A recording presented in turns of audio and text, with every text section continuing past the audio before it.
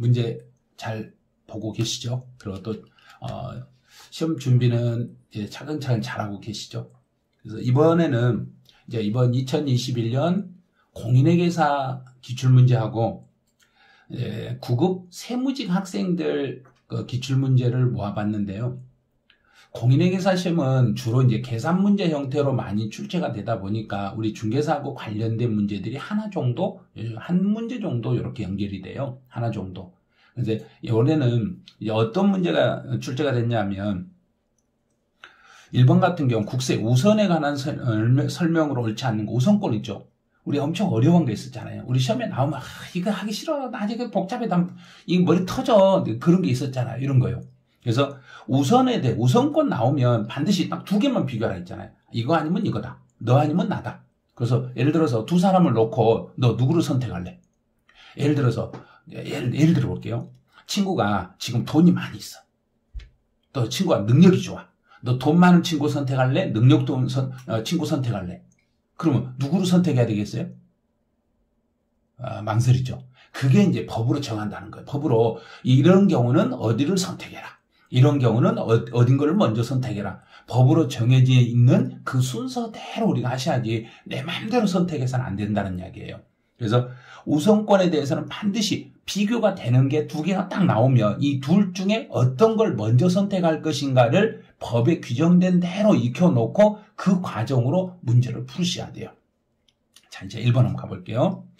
파산 절차에 든 비용은 그랬어요. 그 다음에 파산 절차에 든 비용하고 국세하고 강제징수비에 그러면 두 개를 비교했죠.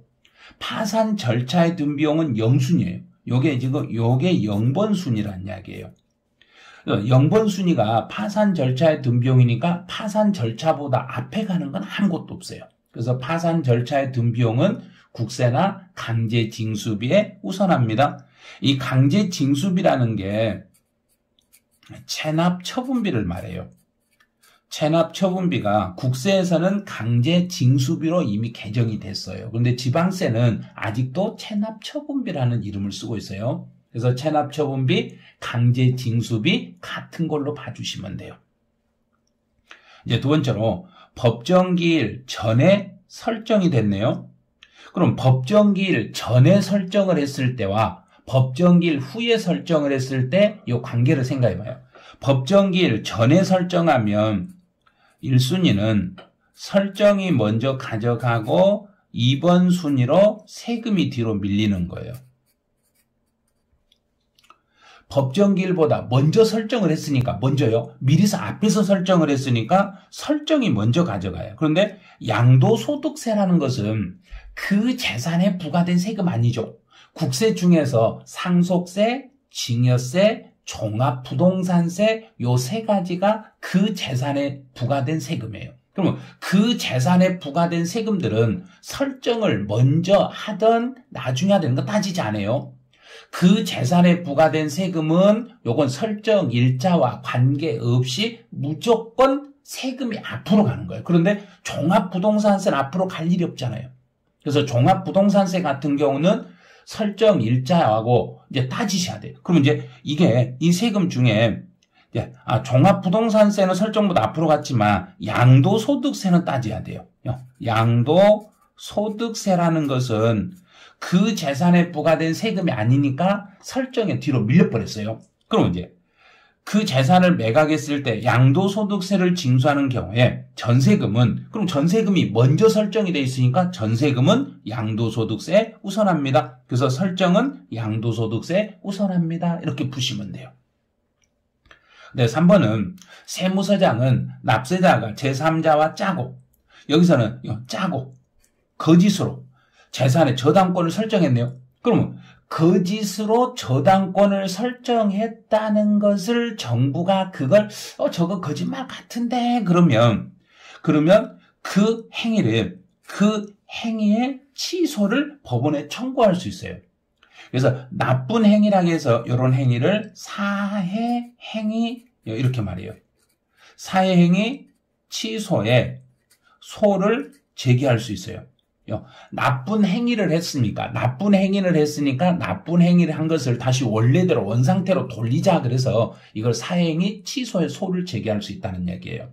그래서 가짜로 저당권을 설정해서 세금보다 먼저 설정한 것처럼 꾸며놔도 정부 입장에서는 그걸 무효로 하고 세금을 먼저 가져갈 수 있도록 그 행위 자체를 무효로 하는 소를 제기할 수 있습니다. 이렇게 가는 거예요. 이제 4번은 법정기일 전에 설정이 됐네요. 앞에서 했네요. 법정기일 전에 설정이 됐으니까 1순위는 설정이 먼저 가져가고 2번 순위는 세금이 뒤로 밀리게 돼요. 그런데 여기서는 주의할 게 종합부동산세를 징수하는 거예요. 그러면 종합부동산세라는 것은 그 재산에 부과된 세금이에요. 그래서 종합부동산세는 그 재산에 부과된 세금이기 때문에 아무리 먼저 설정을 했더라도 종합부동산세는 설정보다 앞에서 가져가 버리네요. 그래서요, 담보된 채권이라는 게 이게 설정이라는 뜻이에요. 설정은 종합부동산세 우선하지 못합니다. 그래서 종합부동산세나 상속세나 증여세는 그 재산에 부과된 세금이기 때문에 아무리 먼저 설정을 하더라도 종합부동산세는 설정보다 먼저 가져간다는 거. 그래서 정답은 4번 이게 답이 되는 거예요. 이거 우리도 풀 수 있겠죠? 그 다음에 이제 5번은 과세표준과세액의 신고에 의하여 납세의무가 확정되는 경우에 법정기일. 법정기일 한번 정리해 드릴게요. 법정기일이라는 것은 신고, 납부 세목들의 법정기일은 원칙은 신고일이 법정기일이 돼요. 신고일이 돼요. 그런데 신고 후 신고는 했는데 납부를 안 했다. 신고 후 무납부가 돼도 법정기일은 신고일이 되는 거예요. 그대로 신고일이에요. 신고는 했는데 돈만 안 냈다고 해서 바뀌는 게 아니에요. 신고는 하고 돈 안 내도 신고일이 법정기일이에요. 그다음 이제 정부부가 보통 징수 세목에 대해서는 정부가 고지서를 보내는 것은 고지서 발송일이 되겠습니다. 이렇게. 그래서 여기서는 신고에 의하여 납세의무가 확정되는 지방세의 경우에는 또 이거는 국세라고 해도 돼요. 여기서는 국세니까 지방세라고 해도 되고 이건 국세라고 해도 되고 상관없어요. 신고에 의하여 확정되는 지방세나 국세는 둘 다 똑같은 거니까 신고에 의해서 확정이 되는 세금들의 법정기일은 신고일, 신고한 날, 이날이 법정기일이 되겠습니다. 이렇게 가는 거예요. 그래서 문제가 우선순위가 나오면 지문이 길어지고 분석이 복잡하니까 딱 비교 대상이 되는 걸 빨리 찾아요. 비교 대상이 되는 걸 찾아놓고 문제를 풀면 아마 조금 더 쉽게 풀 수 있을 거예요. 이제 문제 2번 가보죠. 소득세법상 납세 의무에 대한 설명으로 옳지 않는 걸 찾아라 그랬어요. 옳지 않는 거. 그럼 1번은 거주자란 사람이 있네요. 여기서 거주자는 우리나라에 주소를 두거나 또는 우리나라에 들어와서 183일 이상 거소를 두고 있는 사람. 그래서 주로 우리나라에서 생활하는 사람은 거주자예요. 그다음에 이제 우리나라에서 살진 않았지만 외국인이 우리나라에 들어왔더라도 183일. 우리나라에서 그분의 발이 우리나라 땅에 발이 183일 이상이 붙어 있으면 이 사람은 거주자가 되는 거예요. 그럼 거주자가 됐을 때 세금을 어떻게 내요? 그러면 거주자는 우리나라에서 벌어들인 소득과 플러스 국외, 외국에서 벌어들인 소득, 모든 소득에 대하여 대한민국에 세금 낼 의무가 생기는 거예요. 그래서 거주자는 국내에서 벌어들인 소득이든 국외에서 벌어들인 소득이든 모든 소득에 대한 납세 의무를 지겠습니다. 자, 비거주자요. 비거주자는 우리나라에 주소가 없거나 또는 우리나라에 183일 이상 거소를 두지 않는 거주자가 아닌 사람을 비거주자라고 그래요. 그래서 비거주자가 되면 우리나라 안에서 벌어들인 소득에 대해서만 납세 의무가 있고 비거주자는 국외 소득에 대해서는 납세 의무가 없어요. 그래서요, 비거주자는 국외, 외국에서 번 것은 세금을 안 내도 돼요. 우리나라 안에서 벌어들인 거, 외국에 살고 있는 사람들도 우리나라 안에서 벌어들인 소득에 대해서는 우리나라에 세금을 내야 될 의무가 있습니다. 이제 세 번째, 공동으로 소유한 자산을 양도했네요. 그럼 만약에 두 사람이 공동으로 소유하다, 예를 들어 나하고 이제 친구하고 둘이 집 한 채를 공동으로 샀다가 이 집을 팔았어요. 그러면 나는 세금을 냈는데 친구가 세금을 안 내면 친구 세금을 내가 내줄 것이냐 이거예요. 내가 왜? 내가 왜 내죠? 친구는 친구가 알아서 내는 거예요. 그래서 연대하여 납부할 책임은 없습니다. 3번이 답이네요. 그러면 공동이라는 말이 딱 나오면 어떻게 하냐면 공동이 나오면 각자 납세 의무를 치시면 됩니다. 이러면 돼요. 만약에 부부가 공동으로 소유하고 있는 집을 팔았더라도 그래도 부부일지라도 각자 세금을 계산해서 내시면 돼요. 부부일지라도 각자 세금을 계산해서 내시면 되는 거예요. 근데 피상속인의 소득 금액에 대해서는 피상속인 이거 보니까 공무원 지방직 학생들 시험에서 냈던 지금도 똑같네. 누군가가 사망했을 때 상속인이 세금을 대신 내는데 이 세금은 사망자로부터 상속 재산 가격을 한도로 상속인이 납부할 책임이 있습니다. 상속인이 납세 의무를 지는데 이 상속인은 자기의 소득과 사망자의 소득을 서로 구분하는 거예요. 내 것은 내 것대로 신고하고 사망자 건 사망자 것대로 따로 구분해서 신고를 해주는 거지. 상속인이 신고만 해주는 거지. 신고하고 대신하는 거지. 실제로 내 재산에다 내 소득에다 합쳐서 신고하면 안 돼요. 내 것하고 합치면 안 되고 사망자는 사망자 것 따로 내 것은 내 것대로 따로 구분해서 신고하는 게 원칙입니다. 이렇게 가는 거예요. 5번은 신탁 재산에 기속되는 소득은 신탁의 이익을 받을 수익자가 지정이 돼 있으면 수익자가 세금을 내는 거고 만약에 수익자가 그 신탁 재산에서 발생한 소득을 가져가 놓고 사망을 해 세금 안 내고 사망했을 때는 상속인이 대신 내면 돼요.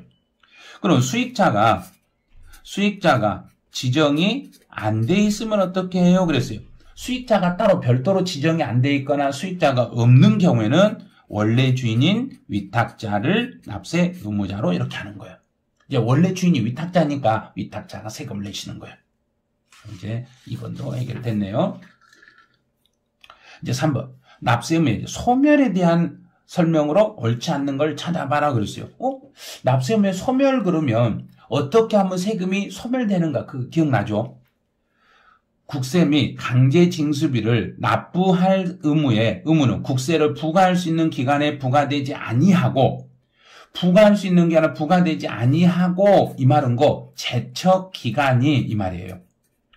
제척 기간이 만료되면 정부에서 조사해가지고 뒤져가지고 세금을 부과할 수 있는 시간이 끝나면 납세 의무는 소멸합니다. 그래서 제척 기간이 만료되면 앞에서도 공무원 학생들 시험에서 나왔던 것 중에 제척기간이 상속으로 그런 게 있어요. 그런데 여기서도 보니까 또 제척기간 또 나오네. 그래서 이 제척기간은 정부에서 그 납세 의무자에게 세금을 부과하려고 조사하는 시간이니까 제척기간이 끝나버리면 더 이상 세금은 부과가 불가능합니다. 그래요. 또 교부청구는 중단 효력이 있습니다. 중단에는 납세 고지, 압류, 독촉, 최고, 교부청구가 중단이 되고 중단 사유로 인하여 앞에 건 무효가 되고 다시 처음부터 새롭게 다시 시작합니다. 이렇게 가야 돼요. 네, 세 번째는 납세자가 법정 신고 기한까지 양도소득세 신고서를 제출하지 않았다. 그럼 신고서를 제출하지 않았어요. 그럼 무신고네. 무신고는 5년이 아니라 7년이네요. 무신고는. 요게 공무원 세무직 시험인데 지방직 시험에서는 어떻게 나왔냐면 상속을 받아가지고 지방세 신고를 제대로 안 했을 때는 10년이었죠. 여기는 국세네요. 이제 세무서 국세청 시험이니까 양도소득세 신고를 하지 않았을 때는 일반적으로 신고 안 하면 7년이에요. 5년이 아니라 7년이에요. 그래서 과소 신고를 하면 그때는 5년이 되는데 무신고, 아예 신고 안 했을 때는 7년의 제척기간이 적용이 되는 거예요. 그럼 3번 이게 답이네요. 이제 4번은 체납자가 외국에 6개월 이상 계속 체류하는 체류 기간이 붙으면 그 기간 동안에는 정지하겠습니다. 그 기간 동안은 정지합니다. 그래서 소멸시효는 진행되지 않습니다. 정지했으니까 멈추라는 이야기예요. 멈췄다가 일단 가다가 멈춰요. 멈췄다가 처음부터 다시 가는 게 아니라 이제 정지가 풀리면 그때부터 나머지 시간만 계속 가는 것을 정지라고 그래요. 이제 여기까지가 공인회계사 시험하고 국세청 9급 학생들 시험에서 출제했던 시험 문제 중에서 우리 중개사 시험과 관련된 문제들이에요. 그래서 이 지문 한 줄 한 줄을 꼼꼼히 보면 그럼 다른 시험에서 나왔던 게 중복 출제가 되고 있더란 이야기예요. 그래서 출제위원 되신 분들이 계속 같은 지문을 계속 활용을 한다는 거. 앞에서 냈던 기출문제를 또 다른 자격시험에서 그 지문을 약간 활용을 해가지고 약간 심한 변형해가지고 이렇게 문제들이 출제되니까 그래서 기출문제를 많이 풀어보시면 실제 우리 시험에서 중개사 시험에서 어떤 문제들이 출제될지 예측이 가능하시는 거예요. 자, 여러분들 이거 잘 보셨으니까 이제 중개사 시험도 잘 볼 수 있겠죠. 그래서 시험 화이팅 하시고 시험 잘 보시기 바라네요. 네, 그럼 여기서 공인행사 시험과 국세청 9급 공무원 학생 시험 유사 문제 해설은 마치죠. 네.